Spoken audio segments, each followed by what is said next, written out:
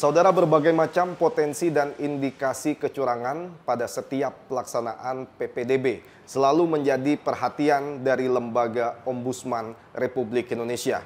Hal ini dilakukan semata-mata agar masyarakat kita mendapatkan pelayanan yang terbaik dan juga optimal, terutama dalam hal penerimaan peserta didik baru, termasuk di PPDB tahun 2024 ini. Dan saat ini saya sudah bersama dengan Kepala Perwakilan Ombudsman Republik Indonesia Kepulauan Bangka Belitung, Bapak Sulbi Yozar Aryadi. Pak Sulbi, bagaimana kabarnya Pak? Sehat, alhamdulillah. Iya, setiap pelaksanaan PPDB ini pasti akan selalu menjadi perhatian dan sorotan dari Lembaga Ombudsman. Ini dikarenakan memang dari berbagai macam ataupun dari tahun-tahun sebelumnya ada banyak kemudian temuan-temuan yang dilaporkan oleh masyarakat yang membutuhkan tindak lanjut dari Lembaga Ombudsman. Untuk di PPDB 2024 ini seperti apa, Pak Sulbi?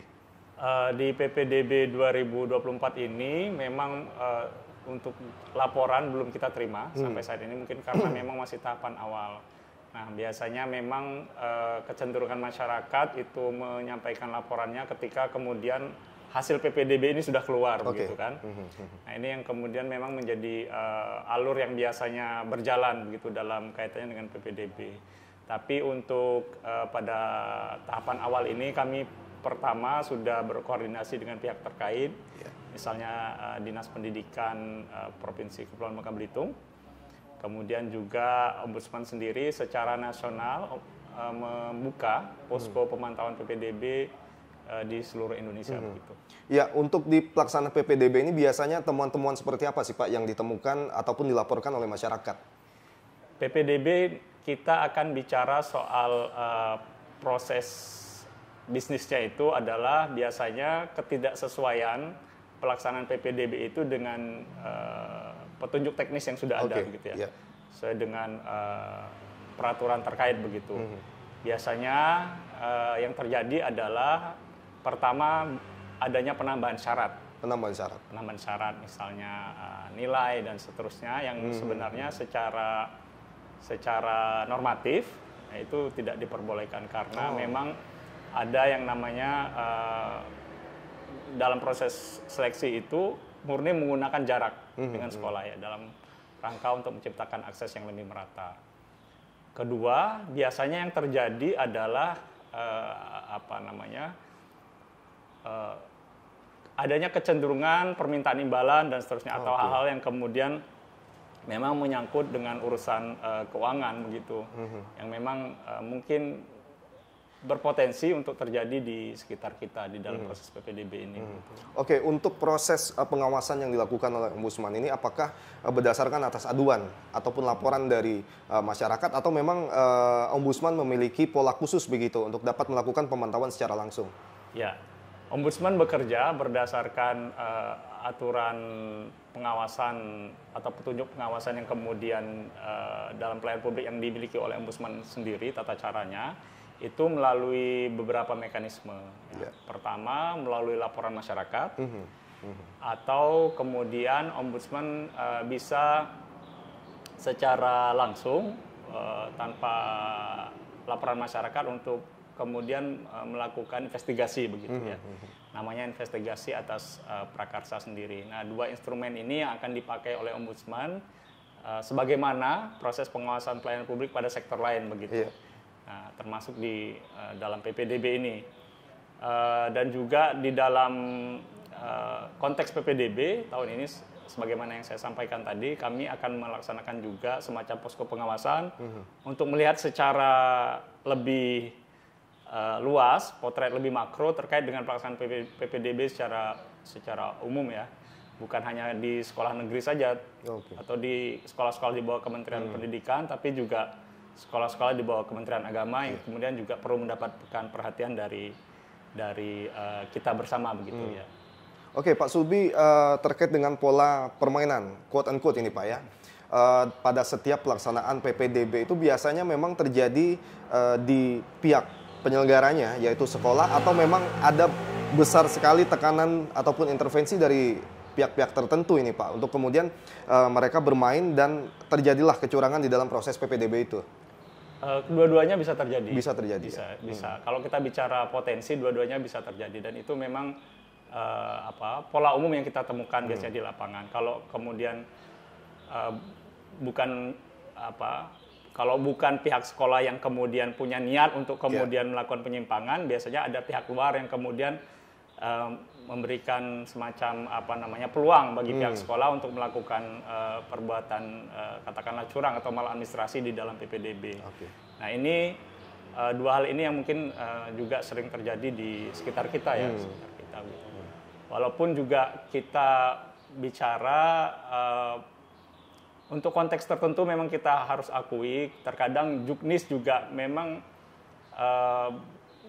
masih bersifat sangat umum, bersifat sangat umum dan memang tidak semua juknis itu kemudian dia sesuai dengan konteks daerah begitu ya. Misalnya ketersediaan sarana, di mana misalnya satu sekolah, katakanlah SMA itu mencakup wilayah yang sangat luas. Nah, jadi sehingga kemudian Dinas Pendidikan pun harus melakukan modifikasi kebijakan untuk kemudian bisa mengakomodir anak-anak yang berada di luar jangkauan yang lebih jauh untuk kemudian tetap bisa bersekolah di sekolah tersebut.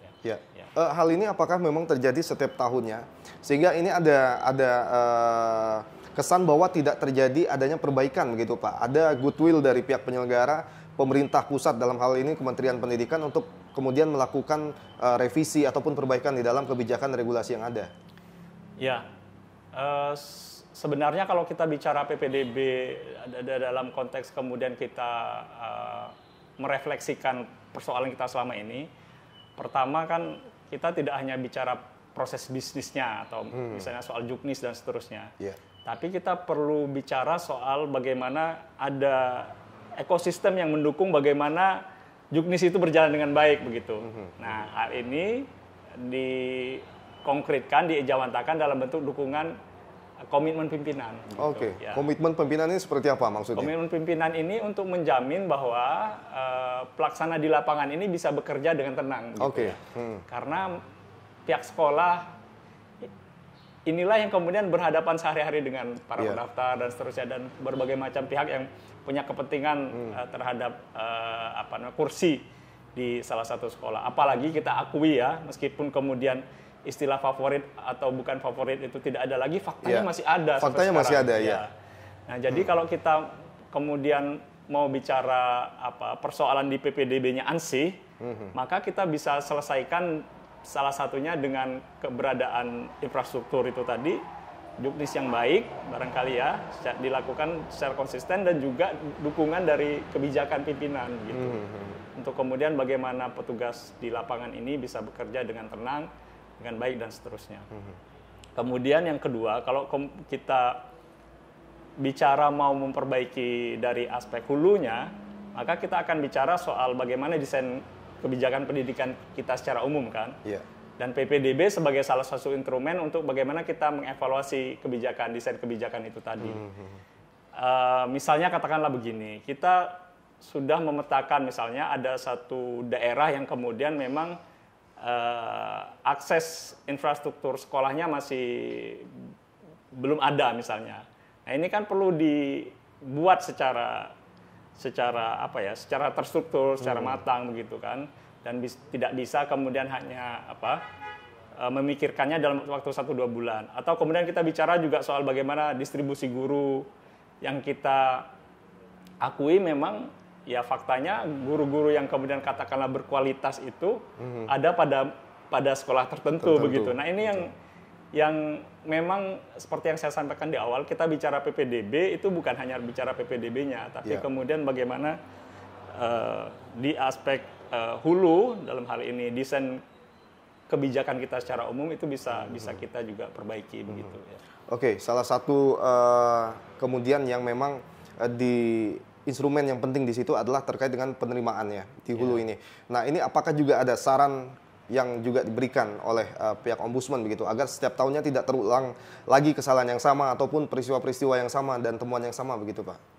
Ya, pertama kalau saran yang bisa disampaikan adalah pertama kepada pihak penyelenggara pastinya ya, konsisten dalam melaksanakan petunjuk teknis, ya, sehingga kemudian kita tidak melakukan diskriminasi terhadap pihak tertentu yang memang berhak untuk mendapatkan kursi di sekolah tertentu begitu ya. Kemudian yang kedua, kalau bicara di sisi hulunya, pastinya kemudian kita akan bicara soal mendorong bagaimana pemerintah bisa menjamin bahwa dikotomi favorit dan tidak favorit itu memang sudah terjadi sekarang. Iya, betul. Ya. Karena faktanya secara psikologis barangkali atau mungkin secara empiris bisa jadi dikotomi ini belum hilang gitu ya. Iya. Nah, karena mungkin ada desain kebijakan yang memang belum mencapai tujuannya, dalam hal ini kebijakan pendidikan. Yang berikutnya yang perlu mungkin kita kita dorong adalah, atau Ombudsman dorong itu adalah bagaimana kemudian masyarakat juga sadar dengan haknya di dalam pelayanan publik begitu ya. Bahwa dia perlu mendapatkan kepastian, dia perlu mendapatkan jaminan, masyarakat tidak boleh didiskriminasi gitu ya. Dan juga masyarakat tidak perlu untuk mencari peluang begitu untuk kemudian mendorong pihak tertentu untuk melakukan maladministrasi begitu ya. Nah, sehingga kemudian pihak penyelenggara ini baik dalam bekerja. Nah, masyarakat juga punya perilaku yang baik juga di dalam mengakses pelayanan publik begitu ya. Oke, baik Pak Sulbi Yozar Aryadi, terima kasih atas waktunya. Dan ini tentu menjadi pekerjaan besar Anda untuk menjamin proses PPDB ini bisa berjalan dengan baik sesuai dengan juknis dan juga peraturan yang ada. Terima kasih sekali lagi Pak Sulbi. Dan saudara, lagi-lagi bahwa pendidikan merupakan hak setiap anak yang ada di Indonesia, dan pemerintah kita sudah membuat sebuah aturan untuk dapat menjaring siswa baru melalui PPDB. Dan di sini semua pihak, baik itu dari pemerintah dan juga pihak penyelenggara yaitu di sekolah, termasuk Ombudsman tadi, bertanggung jawab untuk dapat menjamin proses PPDB ini bisa berjalan sesuai dengan aturan yang berlaku. Saya Dek Revelino mohon pamit, terima kasih, sampai jumpa.